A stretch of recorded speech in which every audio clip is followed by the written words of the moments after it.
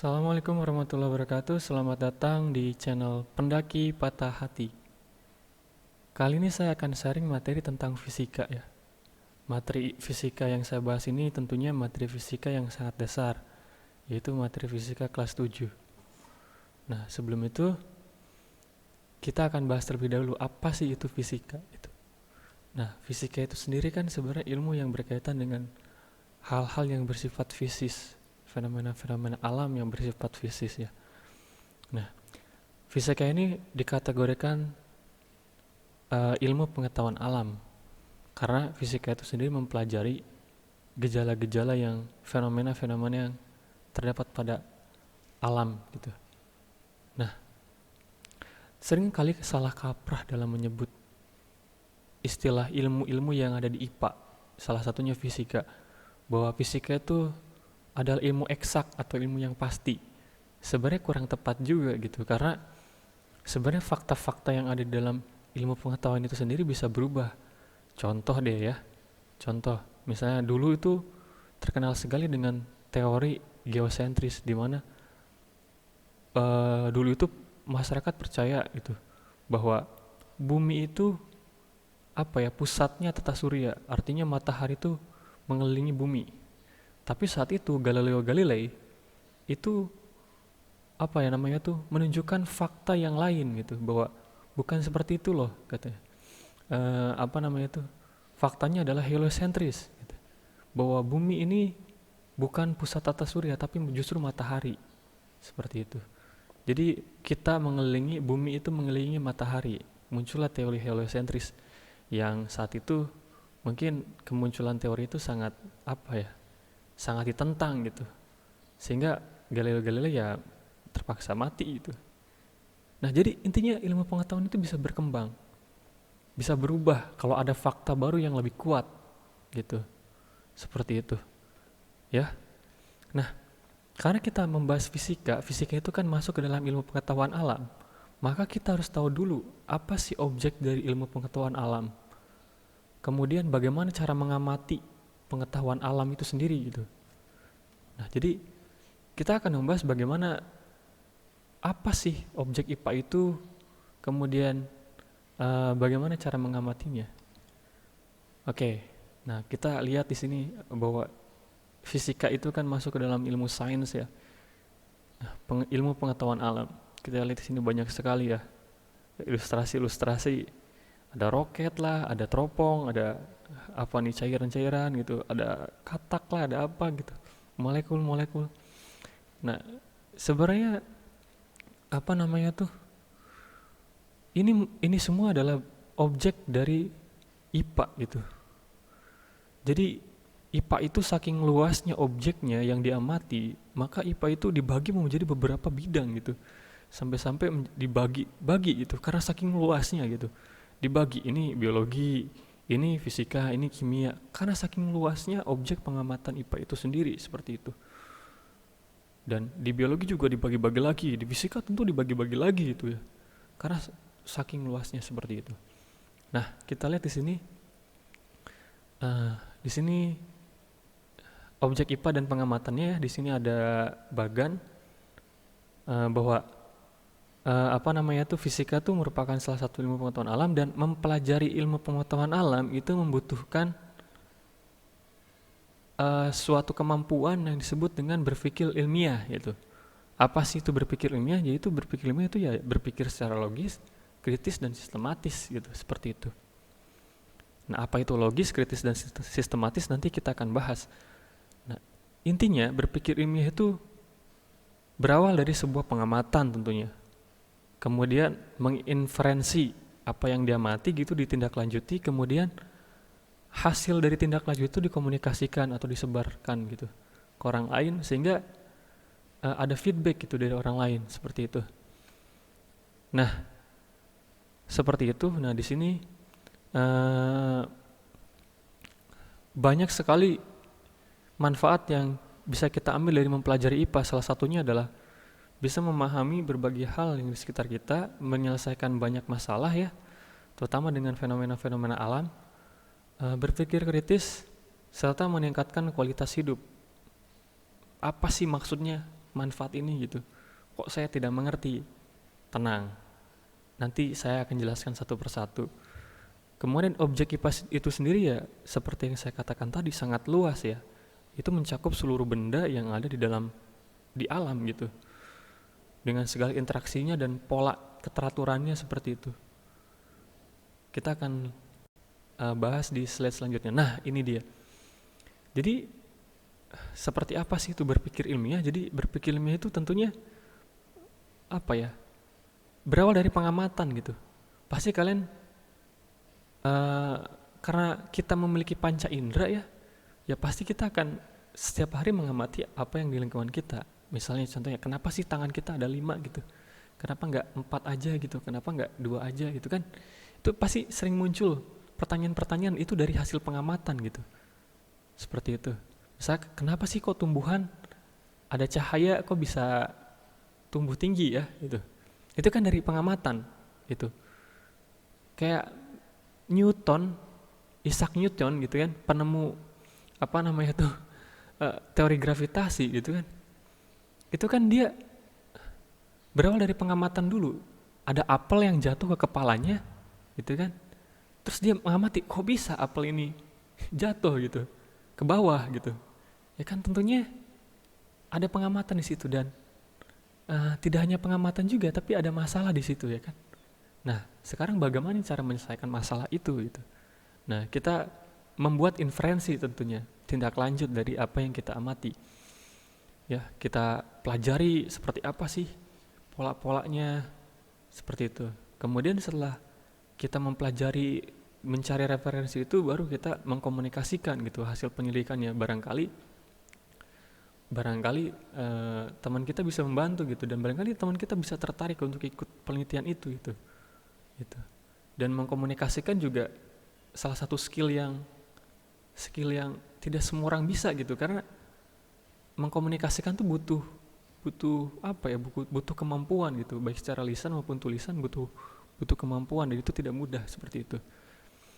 Dan misalnya secara tulisan ya butuh kemampuan bikin tabel atau bikin grafik, bikin bagan, atau butuh kemampuan untuk menggambar yang bagus gitu ya, seperti itu. Oke, by the way, ini gambar yang saya ambil dari video ini sebagian besar dari buku Kemendikbud ya, dan juga beberapa dari internet. Jadi bagi yang memiliki hak cipta mohon bisa hubungi saya, dan saya meminta izin untuk mencatut gambarnya di sini. Untuk kepentingan pendidikan tentunya, bukan untuk komersial ya, seperti itu. Kemudian di sini kita lihat ada manfaat belajar IPA. Seperti apa sih manfaatnya? Ya ini seperti ini nih, kita bisa meningkatkan kualitas hidup kita, misalkan dengan menanam tumbuhan ya kan. Kemudian kita mampu menyelesaikan masalah seperti bagaimana sih caranya mendapatkan air bersih dari sungai yang kotor, air sungai yang kotor misalkan. Bagaimana cara mendapatkan air bersih dari air laut gitu. Itu kan masalah-masalah yang seperti itu. Yang itu bisa ditemukan jawabannya di IPA gitu, seperti itu. Nah, seperti itu ya. Nah, ini objek-objek IPA itu sangat luas sekali ya, bahkan dari sesuatu yang sangat besar dari tingkatan ekosistem ya, sampai tingkatan yang molekuler terkecil gitu. Dan tidak hanya itu, juga teknologi juga bagian dari ilmu pengetahuan alam gitu. Seperti itu. Ada komputer, ada satelit, ada bahan-bahan kimia, ada alga di sini ya, ada gen, ada buah-buahan, ada jagung dan segala macam, ada bunga-bunga, ada alga, ada taman bawah laut, ada gunung-gunung gitu kan. Itu kan seperti itu. Objek IPA itu sangat luas ya. Makanya dibagi-bagi menjadi beberapa cabang. Nah, kita bisa lihat di sini bagaimana sejarahnya orang itu menemukan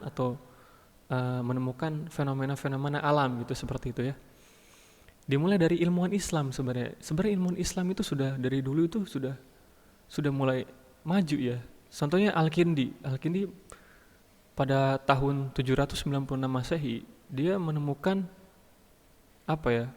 objek IPA gitu, bahwa bahkan dia bisa menjelaskan secara rinci bagaimana proses filtrasi atau penyaringan.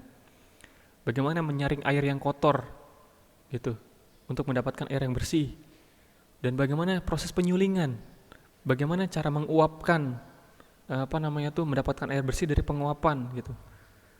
Jadi yang kotorannya tuh tersisa berdasarkan titik didihnya, jadi kotorannya tuh tersisa di bawah, sedangkan air mungkin naik ke atas gitu. Bagaimana proses penyulingan dan filtrasi itu sudah ada gitu ya pada zaman itu gitu, pada zaman yang jauh sebelum kita lahir gitu ya, tahun 796 gitu, seperti itu. Kemudian ada Robert Grosset. Nah, ini salah satu orang yang mencetuskan teori ilmiah tentang metode analisis ya, penggunaan pengamatan, percobaan, dan menyimpulkan hasil percobaan seperti itu. Nah, Robert ini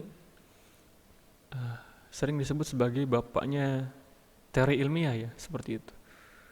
Memperkenalkan bahwa mempelajari ilmu penguatan alam tuh nggak bisa nggak asalnya blak gitu. Misalkan bumi itu datar, bumi itu kotak gitu, kan harus ada landasannya gitu, harus ada pembuktiannya seperti apa gitu. Nggak asal celoteh aja gitu, harus ada pembuktiannya gitu, dan pembuktiannya melalui teori ilmiah, melalui pendekatan ilmiah tentunya.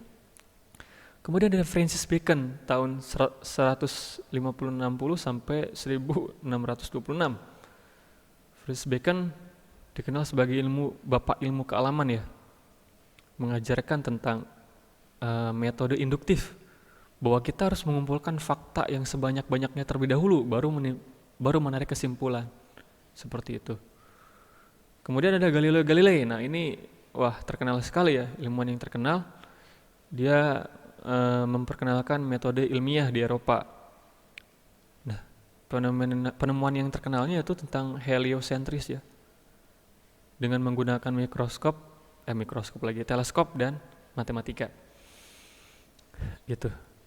Nah, tapi sayang sekali Galileo Galilei ini mati ya dalam kemiskinan dan dipenjara saat itu karena teorinya tidak sejalan dengan gereja saat itu ya, seperti itu. Jadi saat itu benar-benar ilmu pengetahuan itu kayak dibatasi lah, kayak dilarang gitu deh, seperti itu ya. Beruntung saat ini kita tidak seperti itu ya. Kemudian ada Antony van Leeuwenhoek. Penemuan mikroskopnya itu pada tahun 1700-an ya, itu mengguncangkan dunia gitu. Terutama sangat berpengaruh sekali di bidang biologi tentunya.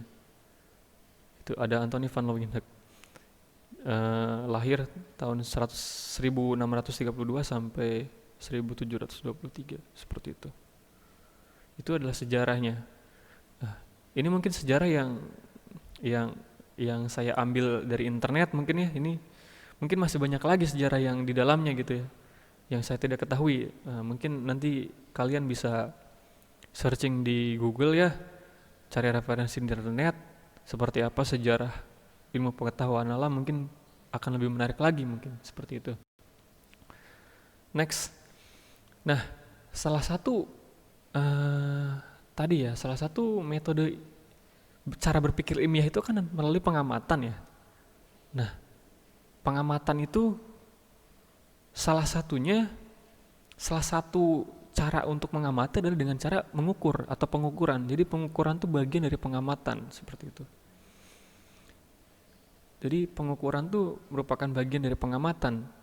Tentunya ketika kita misalkan meneliti tentang tumbuhan, kan kita tentunya yang kita teliti apa dulu nih? Misalkan kita pengen meneliti pengaruh cahaya terhadap ketinggian tumbuhan misalkan. Berarti kan kita pasti akan ada ukur-ukuran gitu. Akan ada pengukuran di situ. Mengukur tinggi tanaman ya kan. Mengukur seperti itu. Jadi itu adalah bagian dari pengamatan, seperti itu. Maka pengukuran itu bagian dari sebuah pengamatan, dan pengukuran itu secara definisi ya merupakan kegiatan membandingkan suatu besaran yang diukur dengan besaran sejenis yang dipakai sebagai satuan. Gitu.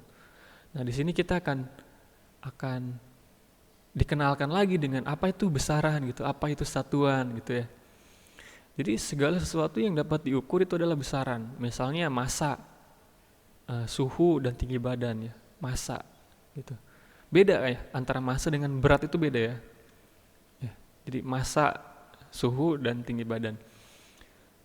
Adapun hal yang tidak dapat diukur, misalnya kasih sayang, warna, itu ya, itu sulit diukur. Walaupun warna sebenarnya bisa diukur dengan panjang gelombang gitu. Tapi kayak kasih sayang gitu ya, itu susah untuk diukur seperti itu, tidak bisa diukur gitu.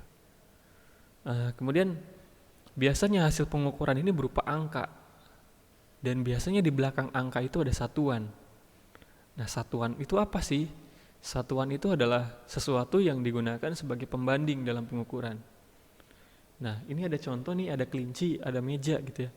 Nah, yang bisa diukur dari kelinci kan misalnya panjang telinganya ya kan, jarak loncatannya, kecepatan berjalan, berapa meter per second ya kan. Itu. Misalkan panjang telinganya 3 cm misalkan. Berarti kan 3 itu adalah angkanya, cm itu adalah satuannya gitu. Jarak loncatnya berapa? Misalkan jarak loncatannya 50 cm. Gitu. Kecepatan berjalannya berapa? Misalkan 10 meter per second. 10 itu angkanya, meter per second itu satuannya kan, seperti itu. Nanti kita akan lihat seperti apa gitu. Meja kemudian bisa kita ukur adalah panjang meja, lebar meja. Yang tidak bisa kita ukur ya warna dan wanginya seperti apa gitu. Sama di kelinci juga, warna, wanginya, kasih sayang terhadap anaknya seperti apa tidak bisa kita ukur seperti itu. Kemudian ada objek IPA dan pengamatannya. Misalnya nih, kamu disuruh guru untuk mengukur meja pakai tangan. Berapa hasilnya nih? Nah, misalnya si Mika nih ngukur pakai tangannya gitu ya. Ternyata pakai tangannya Mika itu hasilnya 5 jengkal. 6 jengkal misalkan. Terus Mus'ab juga pakai tangannya nih, tapi ternyata 7 jengkal. Kemudian Edo mengukur tangannya, ternyata 5,5 jengkal. Waduh, kok bisa beda-beda gitu ya? Bisa beda-beda gitu. Kenapa kok bisa beda-beda gitu ya? Gitu. Nah, karena alat ukurnya beda-beda, karena ukuran tangannya beda-beda kan. Dan satuan yang dipakai juga tidak baku gitu. Nah, di sini contohnya nih, di sini kan ada panjang meja yang diukur ya, itu besaran. Kemudian ada angkanya, ini hasilnya. Kemudian ada jengkal, jengkal itu kan satuannya. Nah, ini satuan yang tidak baku ya. Gitu. Nah, maka dari itulah diciptakan alat yang bisa menampung satuan baku. Contohnya kayak mistar ya, penggaris atau mistar. Nah, kenapa sih kok harus pakai satuan baku, atau kenapa sih kok alatnya harus baku gitu ya? Karena ya biar hasilnya bisa dipercaya gitu. Bayangin kalau hasilnya kayak tadi 6 jengkal, 7 jengkal, 5,5 jengkal, mana hasil yang bisa dipercaya seperti itu? Maka perlu satuan baku gitu ya, biar bisa dipercaya hasilnya seperti itu. Nah, satuan itu kan terdiri dari satuan yang tidak terstandar atau tidak baku dan satuan baku. Satuan tidak baku, contohnya jengkal, depak, langkah, itu masing orang beda-beda. Langkahnya kan beda-beda tiap orang gitu. Ukuran kakinya beda-beda pasti. Seperti itu. Nah, satuan baku contohnya centimeter, meter, kilogram, gram, itu sudah dibakukan itu ya. Sudah disepakati oleh aturan yang namanya sistem internasional. Pada tahun 1700-an ya.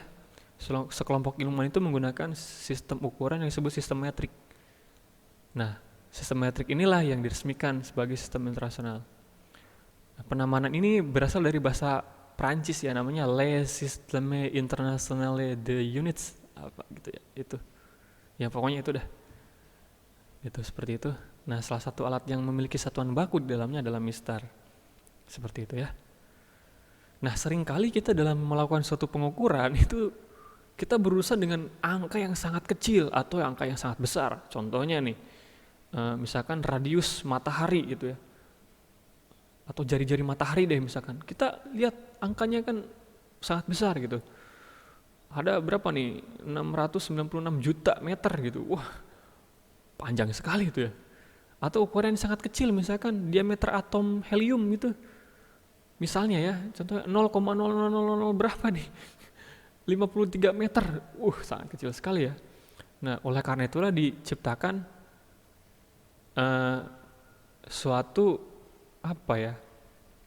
sistem yang bisa mempersimpel itu, namanya sistem notasi ilmiah. Gitu. Tujuannya ya untuk mempersimpel, untuk supaya tidak bingung ya. supaya tidak terjadi kesalahan. Karena bayangin kalau kalian nih, misalnya bayangin kalau kalian nih ya pakai apa namanya tuh yang seperti ini nih, misalkan kalian ada tulisan yang seperti ini nih, satu satu apa nih miliar gram gitu ya. Terus ada yang namanya ini 1 triliun sentimeter. Bayangin kalau nulisnya kayak gini terus ya. Itu mending kalau ada titiknya ya. Kalau nggak ada titiknya gimana gitu? Pasti pusing kan gitu. Nah makanya dibuatlah sistem notasi ilmiah, yaitu bilangan sebagai hasil kali bilangan A gitu ya. Nah dengan bilangan 10 berpangkat yang disebut dengan orde. Nah contohnya ini ada, A-nya itu adalah 1 ya. Satu ini bisa pokoknya satu ini kurang dari apa lebih dari 1 dan kurang dari 10. Jadi bisa 1,5, bisa 1,6, bisa 9, bisa 4 gitu. Pokoknya kurang lebih dari 1, lebih atau sama dengan 1, dan kurang dari 10 gitu. Seperti itu ya. Ini bisa pakai ini. Kemudian ini sebenarnya ditulis 10 pangkat 9 juga bisa gitu. Nggak usah pakai 1 juga bisa. 10 pangkat 9 gram bisa gitu aja bisa gitu. Nah seperti itu, makanya disebut sebagai notasi ilmiah ya. Nah 10 pangkat 9 ini adalah 10 pangkat 5 ini nih. 10 pangkat 9, 10 pangkat 5 ini adalah orde ya. Seperti itu. Nah ini sebenarnya bisa dipersimpel lagi. Misalkan ini ya 1,4, ini tuh bisa dipersimpel lagi. Ini juga masih kompleks ya. Ini bisa kita persimpel lagi dengan hanya beberapa huruf gitu ya. Hanya mungkin 3-4 huruf dengan spasi gitu ya. Nah ini dari 1 kali 10 pangkat min 9 gram itu bisa jadi cuma 1 gigagram doang gitu. 1 gigagram. Nah ini di sini ada ini ya. Ada sistem metrik di sini nih. Ada sistem metrik di sini. Kelipatan 10 ya, bisa kita lihat di sini misalkan gram ya. Berarti di bawahnya gram itu ada desigram, ada sentigram, ada miligram gitu ya, mikrogram, nanogram, pikogram. Begitu pun dengan meter, ada desimeter, sentimeter, milimeter gitu ya. Gitu. Ada dekameter, hektometer, kilometer, megameter, gigameter, terameter gitu. Gitu seperti itu ya. Nah, seperti itu. Nah, ini simbolnya awalan simbolnya seperti ini ya. Jadi kalau kalian menemukan ada huruf U gitu ya, ini bukan U sebenarnya, mikro ini ya, miu gitu. Sebenarnya dibacanya miu ya, mikrogram gitu. Seperti itu. Nah, itu begitu ya. Nah, sudah paham gimana? Bingung ya? Kalau bingung nanti bisa ditanyakan waktu sesi live ya. Nah, sekarang saatnya kita untuk kuis. Jadi bagi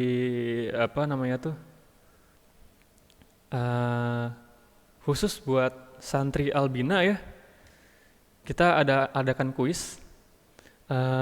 Untuk link kuisnya bisa cek di deskripsi ya. Sedangkan untuk penonton umum juga bisa ikutan. Saya juga sediakan link deskripsinya di bawah ya. Silakan cek deskripsi. Oke, jadi pertemuan kita saat ini sudah selesai. Segitu dulu ya. Nanti episode selanjutnya kita akan bahas tentang besaran pokok. Apa itu besaran pokok? Oke, baik. Sekian dari saya. Semoga ada manfaatnya. Jangan lupa, kalau video ini bermanfaat, jangan lupa like, komen, dan subscribe. Bagikan ke teman kalian jika ini dirasa bermanfaat. Terima kasih. Wassalamualaikum warahmatullahi wabarakatuh. Bye.